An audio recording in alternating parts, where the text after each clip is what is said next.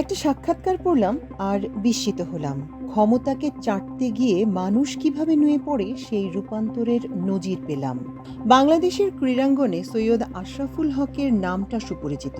Asian cricket council ACC থেকে শুরু করে আন্তর্জাতিক ক্রিকেটে বাংলাদেশের সংগঠকদের মধ্যে তার নাম উচ্চারিত হতো সমীহের সঙ্গে।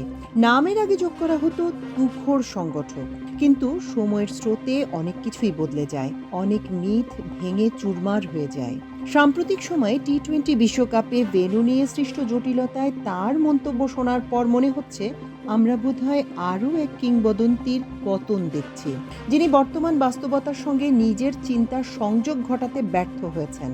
ভারত ভিত্তিক একটি ক্রিকেট ওয়েবসাইটকে দেয়া এক সাক্ষাৎকারে তিনি যা বলেছেন তা শুধু বিস্ময়করই নয়, রীতিমতো আপত্তিকর। তিনি বলেছেন, যে কোনো আত্মসম্মান বোধ সম্পন্ন ক্রিকেট বোর্ডের উচিত ছিল আইসিসির নিরাপত্তা পরিকল্পনা খেলোয়াড়দের সামনে তুলে ধরা এবং তাদের সিদ্ধান্ত নিতে বলা।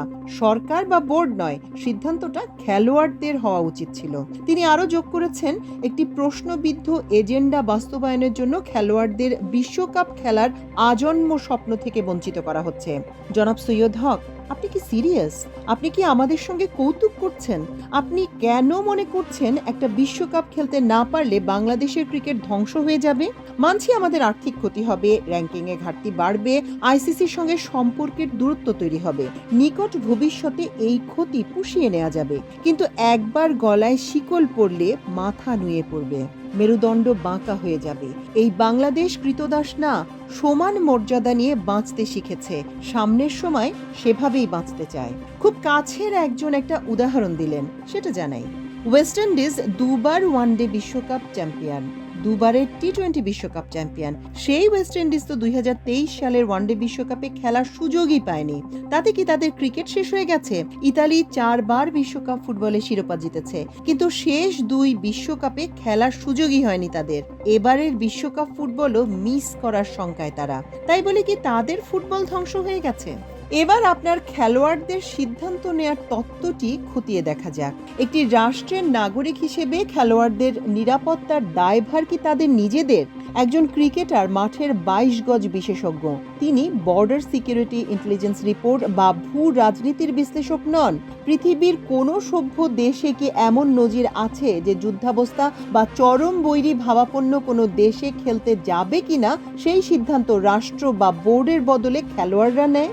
ভারত যখন নিরাপত্তার কারণ দেখিয়ে পাকিস্তানে এশিয়া কাপ কিংবা চ্যাম্পিয়ন্স ট্রফি খেলতে যায় না, তখন কি বিরাট কোহলি বা রোহিত শর্মাদের ভোট নিয়ে সেই সিদ্ধান্ত নেওয়া হয়েছিল, নাকি সেটা ছিল ভারত সরকারের কঠোর সিদ্ধান্ত? তখন তো আপনাদের মতো অভিজ্ঞ সংগঠকদের মুখে খেলোয়াড়দের স্বপ্নভঙ্গ বা প্রশ্নবিদ্ধ এজেন্ডার বুলি শোনা যায়নি।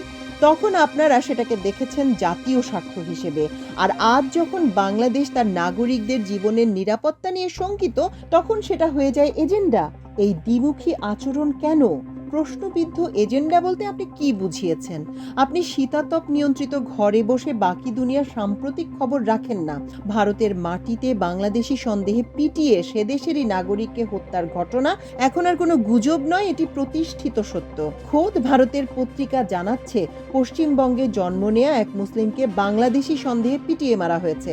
শিবসেনা নেতারা প্রকাশ্যে হুমকি দিচ্ছে মুম্বাইয়ে খেলা হতে দেবে না।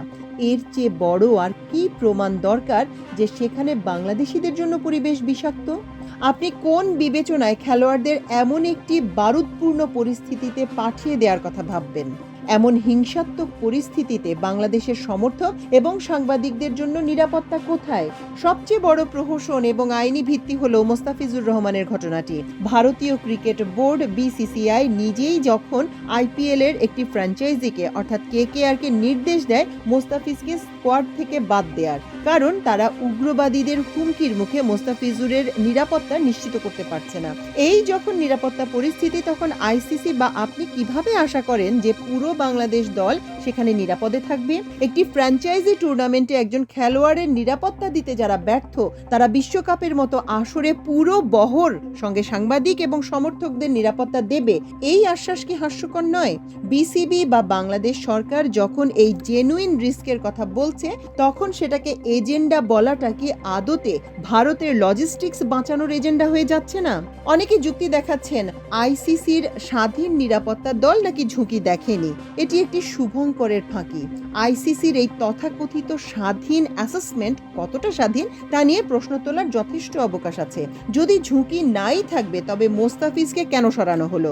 এই প্রশ্নের উত্তর আইসিসি বা বিসিসিআই কেউ দিতে পারেনি, কারণ উত্তর দিতে গেলে তাদের স্বীকার করতে হবে যে সেখানে বাংলাদেশিদের প্রতি বিদ্বেষমূলক মনোভাব চরমে।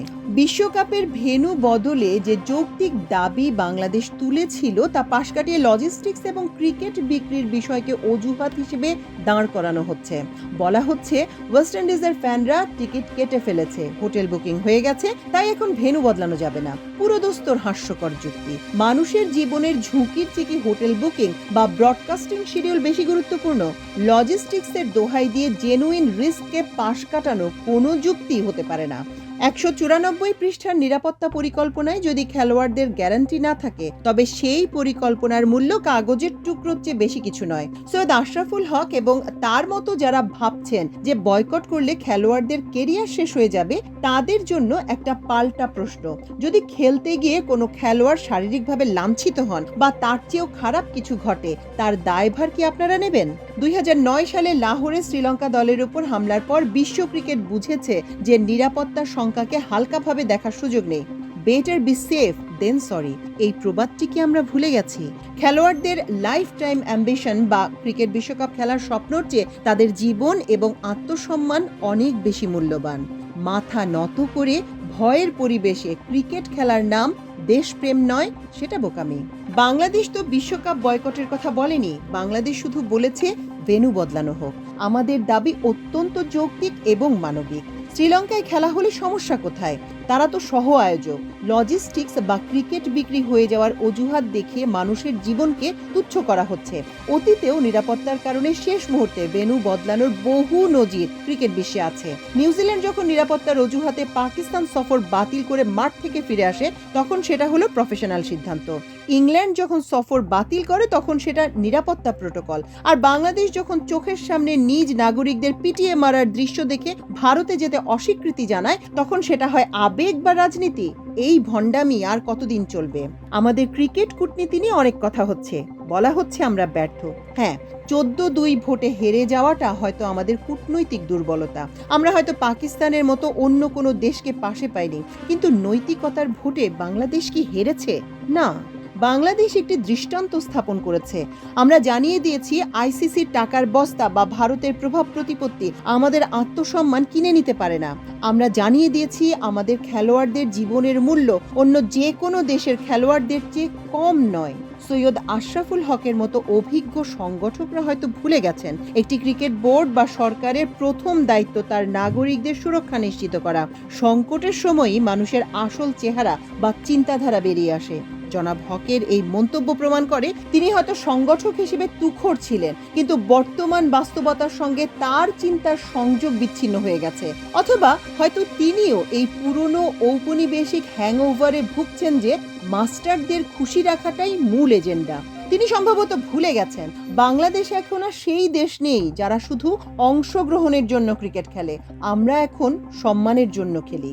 আইসিসিকে বুঝতে হবে তারা কোনো নির্দিষ্ট দেশের ক্রিকেট কাউন্সিল নয়, তারা ইন্টারন্যাশনাল ক্রিকেট কাউন্সিল। তাদের নিরপেক্ষতা আজ প্রশ্নবিদ্ধ। যদি তারা সত্যিই নিরপেক্ষ হতো তবে ভারত ও পাকিস্তানের জন্য যে হাইব্রিড মডেল বা নিউট্রাল ভেন্যুর ব্যবস্থা করা হয়, বাংলাদেশের জেনুইন নিরাপত্তা ঝুঁকির ক্ষেত্রেও একই ব্যবস্থা করা হতো। এই বিশ্বকাপ ভারতের মাটিতে নয়, শ্রীলঙ্কায় খেলার বাংলাদেশের দাবিটা ছিল ন্যায্য। এটি কোনো বিলাসিতা নয়, এটি অস্তিত্ব ও আত্মসম্মানের প্রশ্ন। এই প্রশ্নে আপোষ করা মানে হলো ভবিষ্যতে যে কোনো অপমান মেনে নেওয়ার লাইসেন্স দিয়ে দেওয়া। ক্রিকেট অবশ্যই আবেগের জায়গা, ওটি মানুষের ভালোবাসার জায়গা, কিন্তু তা কখনোই জীবন ও সম্মানের ঊর্ধ্বে নয়। আজ যদি আমরা নত হই, কাল আমাদের মেরুদণ্ড বলে আর কিছু থাকবে না। নুয়ে নয়, হাত পেতে নয়, বুক চিতিয়ে বাঁচুন।